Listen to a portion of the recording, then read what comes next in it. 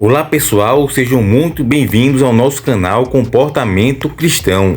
Hoje vamos abordar um tema que gera muitas discussões: as aparentes contradições na Bíblia, especialmente quando comparamos os ensinamentos do Novo Testamento com as ações descritas no Antigo Testamento. Um exemplo clássico é a ordem divina para não matar, o famoso não matarás, contrastando com episódios em que Deus ordena guerras e destruições de povos inteiros. Vamos explorar esses pontos e entender como conciliar essas aparentes divergências. O vídeo também é baseado no questionamento do canal de Elaine Souza, uma jovem que faz um vídeo questionando de maneira muito excelente e inteligente esses assuntos. E é bem interessante os argumentos dela, então a gente vai trazer aqui e tentar responder da melhor forma cada tipo de questionamento, que também é muito inteligente. Vamos lá dar uma olhada no argumento. O cristianismo diz que a Bíblia é a palavra infalível de Deus. Mas será mesmo? Como explicar as várias contradições dentro do próprio livro? Em um livro que diz não matar, como explicar os episódios de violência extrema que Deus ordenou no Antigo Testamento? Vamos começar primeiramente nessa questão do não matarás versus a ordem de guerra no Antigo Testamento. No livro de Êxodo, capítulo 20, versículo 13, encontramos o sexto mandamento, não matarás. No entanto, em passagens como Êxodo, capítulo 32, versículo 27, Deus ordena que os levitas matassem seus irmãos, amigos e vizinhos como punição por adoração ao bezerro de ouro. Além disso, em 1 Samuel capítulo 15, versículo 3, há uma instrução para destruir completamente os amalequitas, incluindo homens, mulheres, crianças e animais. Como reconciliar essas diferenças?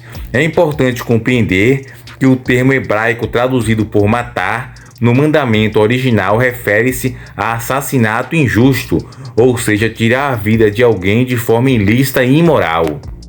Já as ordens de guerra no Antigo Testamento estavam inseridas em contextos específicos, muitas vezes como juízo divino contra nações que praticavam atos considerados abomináveis, como a idolatria e a imoralidade extrema. Essas ações eram vistas como um instrumento de justiça divina, não como contradição ao mandamento contra o assassinato injusto. Pois muitos desses povos pagãos, eles tinham prática de queimar o filho, o bebê, a criança vivo, oferecendo a vários deuses como Moloque e Baal. Esse tipo de comportamento iria influenciar as culturas e nações vizinhas. Então era necessário, por tudo isso, no caso, exterminar esse tipo de pessoa ou esse tipo de pessoas para não contaminar totalmente a raça humana com tais influências. Porém, vamos falar agora da violência no Antigo Testamento, compreendendo o contexto histórico e cultural. A Bíblia foi escrita ao longo de séculos, refletindo diferentes contextos históricos, culturas e sociais. No Antigo Testamento, especialmente durante a conquista de Canaã, há relatos de batalhas e destruições de cidades inteiras. Essas narrativas devem ser entendidas dentro do contexto de um mundo antigo, onde as guerras eram comuns e frequentemente vistas como batalhas entre deuses. Além disso, muitas dessas ações foram interpretadas como julgamento divino sobre nações que praticavam injustiças extremas. Vamos à segunda parte do questionamento da Elaine Souza. A Bíblia foi escrita por seres humanos falíveis em contextos tão diferentes, mas ainda se considera um livro divino. Se Deus queria passar a sua palavra para todos, por que Ele não fez isso de uma maneira clara e sem ambiguidades? Vamos tratar desse assunto sobre a Bíblia Sagrada. A Bíblia é um livro de Deus se for escrito por homens. Como pode ser considerado um livro de Deus, sendo que ela foi escrita por homens? Porém, é uma lógica bem simples. A comunicação de Deus é com os seres humanos, então ele tem que utilizar certamente e obviamente seres humanos para escrever o livro. Não tinha outra espécie, outro ser para escrever este livro. E a Bíblia pode ser resumida como amar o próximo a si mesmo. A comunicação de Deus, ela foi direta e simples, como tem lá nos ensinamentos de Jesus Cristo. Qualquer pessoa ela pode entender. Agora vamos falar mais a fundo sobre isso. Uma dúvida comum é se a Bíblia foi escrita por homens, como podemos considerá-la a palavra de Deus? Essa questão envolve a doutrina da inspiração divina. De acordo com 2 Timóteo capítulo 3, versículo 16, toda a escritura é inspirada por Deus. Isso significa que, embora os autores humanos tenham usado suas próprias palavras e estilos, acreditamos que Deus os guiou de maneira especial para comunicar sua mensagem. É semelhante a um autor ditando suas ideias a um secretário. As palavras são do autor, mas o secretário as escreve. Portanto, a humanidade dos escritores não diminui a divindade da mensagem. Esses homens estavam inspirados pelo Espírito Santo, porém a Bíblia, no caso é a palavra de Deus, a perfeita palavra de Deus, na imperfeita linguagem humana, no sotaque humano, o que era possível para Deus se comunicar com a humanidade. Agora vamos falar sobre as alegações de contradições. Algumas críticas apontam que a Bíblia contém contradições internas, como diferenças nos relatos de eventos ou ensinamentos. No entanto, muitos estudiosos e teólogos argumentam que essas supostas contradições podem ser explicadas por contexto histórico e cultural. Compreender o ambiente em que os textos foram escritos ajuda a esclarecer práticas e normas da época. Gênero literário. A Bíblia contém poesia, metáforas e outros estilos literários que não devem ser interpretados literalmente. Outra questão também é a progressão revelatória. Algumas doutrinas ou práticas evoluíram ao longo do tempo, refletindo uma revelação progressiva de Deus à humanidade. Ou seja, a Bíblia é um compendio complexo e multifacetado, refletindo a interação entre a humanidade e o divino ao longo de milênios. Ao abordarmos questões sobre possíveis contradições ou dificuldades, é essencial considerar o contexto histórico, cultural e literário dos textos. Isso nos permite apreciar a profundidade e a riqueza da mensagem bíblica, reconhecendo sua relevância contínua para as nossas vidas hoje. Outra questão que não pode ser ignorada é que essas perguntas e questionamento é, em primeiro lugar, a estrutura da época. O problema é que todo questionamento que temos quanto à lei do Antigo Testamento vem de uma mentalidade ocidental, moderna e pós-cristã. Muitas vezes é difícil fazer um exercício mental de tentar voltar à época e lidar com as circunstâncias daquele tempo e cultura. Por exemplo, uma sugestão mais fácil que qualquer pessoa poderia sugerir em lugar da pena de morte, por exemplo, é veterotestamentária. Seria o de fazer o que fazemos hoje, mandar os bandidos para a prisão e deixá-los ali pelo tempo proporcional ao crime cometido.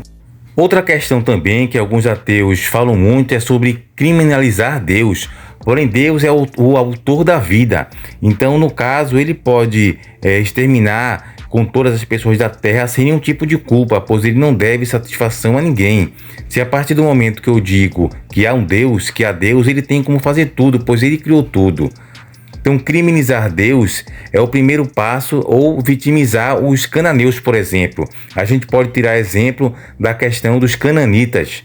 Eles não eram um povo encantador, que foi atacado somente por adorar o Deus errado. Que a gente sempre observa essa questão de que eles eram idólatras e Deus mandou, no caso, exterminar esse povo devido a isso.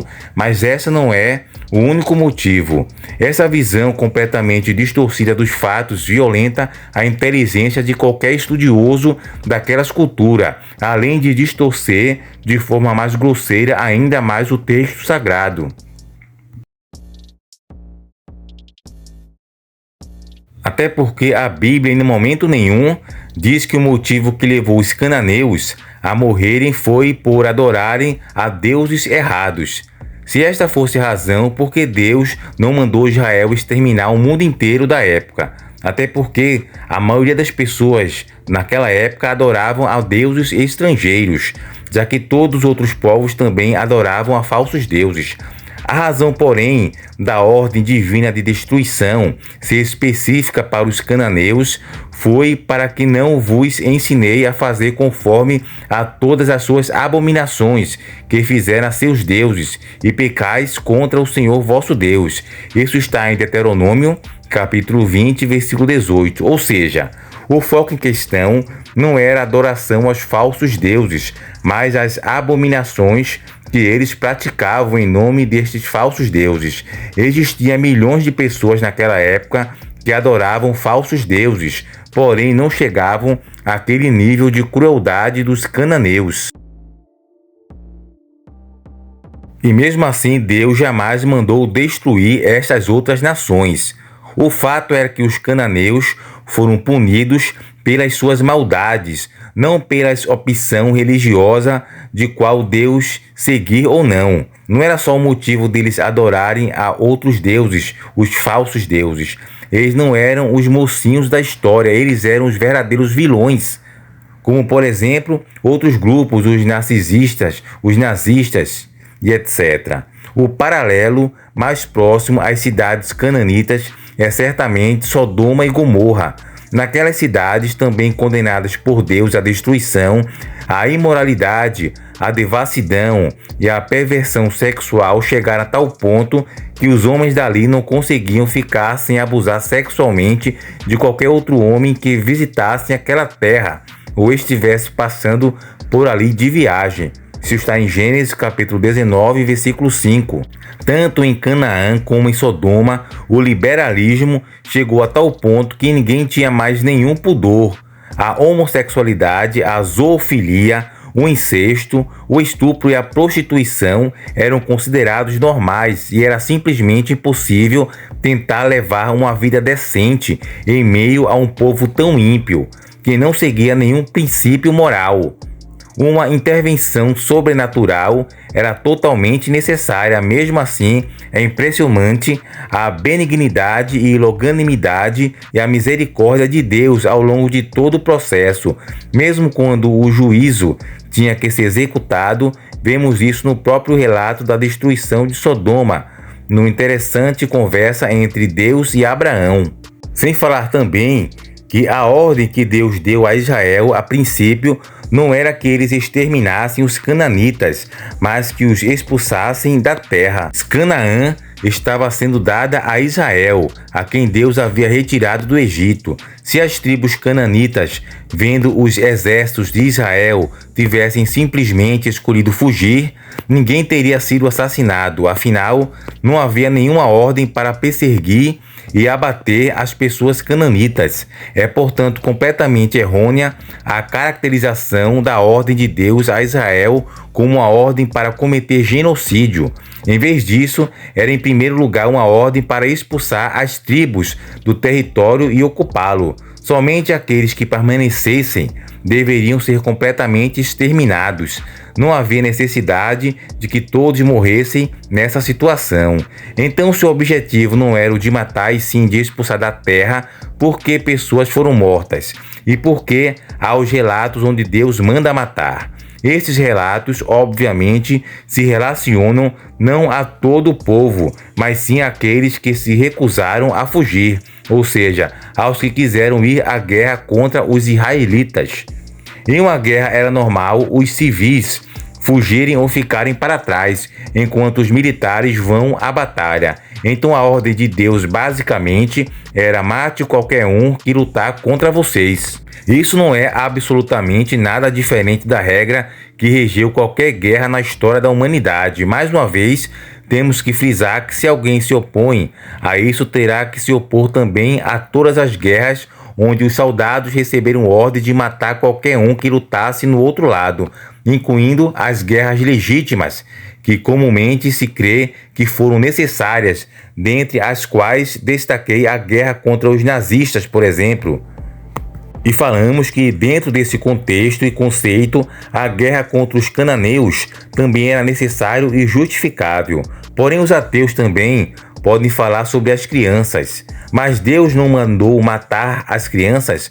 Depende do contexto em que essa frase é feita e do sentido para o qual ela se aplica. Dentro daquele contexto específico que os textos bíblicos dizem respeito, a ordem era matar qualquer criança que lutasse contra os israelitas, e não qualquer criança em absoluto, que incluiria os que se recusaram a lutar, assim como os fugitivos. Então, em resumo, sobre essa questão de Deus mandar ou ordenar a matança sobre o povo, os cananeus, a gente tem que entender que os cananeus eram o povo mais ímpio da época, desumanos, cruéis, sanguinários, assassinos e imorais. Alguém tinha que colocar um ponto final nisso. Deus, com enorme misericórdia, ainda esperou por nada e de menos por 400 anos, dando chance após chance de arrependimento aos cananeus, que termitentemente se recusaram a se arrepender e a mudar de vida. Depois de tantas chances dadas e recusadas, chegou um momento em que a impiedade deles chegou a um limite de crueldade insuportável, onde era impossível que aquilo tudo continuasse assim, como era impossível continuar permitindo que Hitler matasse judeus, por exemplo. Deus então decidiu usar o povo Israel como um instrumento de juízo contra aquelas nações para expulsarem da terra. Aquelas nações, no entanto, se recusaram a deixar a terra e foram à luta contra Israel. Deus então deu a ordem de matar qualquer pessoa que fosse à luta contra os israelitas, expressando por meio de hipérbole, desde o homem até o menino. Como resultado, todas as pessoas que os cananeus usaram para guerrear contra os israelitas foram mortas. Não registro, porém, que eles tenham usado mulheres ou crianças na batalha, nem registros de que os soldados israelitas tenham matado algumas delas. A missão da conquista da terra foi cumprida com êxito, colocando fim à opressão e ao terror perpetuado pelos cananeus que já duravam séculos. Bom, pessoal, chegamos ao final do vídeo. Ficou um vídeo até extenso e longo, 17 minutos. Não era o meu objetivo, era responder de maneira simples, mas eu fui um pouco além. Mas eu vou fazer um vídeo mais mastigado e mais complexo sobre esse assunto da questão das matanças do Velho Testamento. Mas a gente aqui conseguiu responder por partes.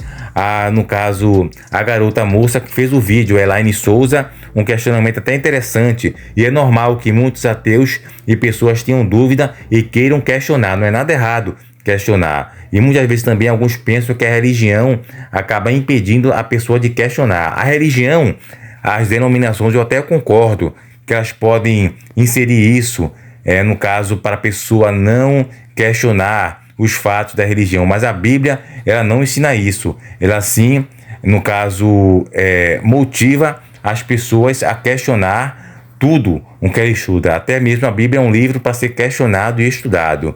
Que a gente possa entender e compreender esta questão. Espero ter respondido. Vamos fazer mais vídeos sobre esses assuntos.